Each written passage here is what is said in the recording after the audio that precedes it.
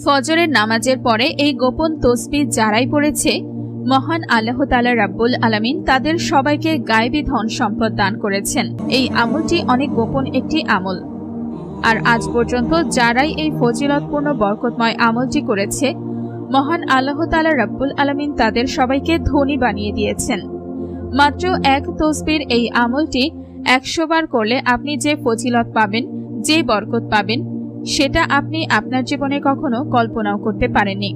আপনারা যদি মহান আল্লাহ তাআলা রাব্বুল আলামিনের উপরে বিশ্বাস রেখে সম্পূর্ণ ভরসার সাথে এই ফজিলতপূর্ণ আমলটি ফজরের নামাজের পরে করেন, আপনি বিশ্বাস করুন, আপনি আমলটি করতে দেরি করবেন, আপনার ভাগ্য পরিবর্তন হতে দেরি হবে না।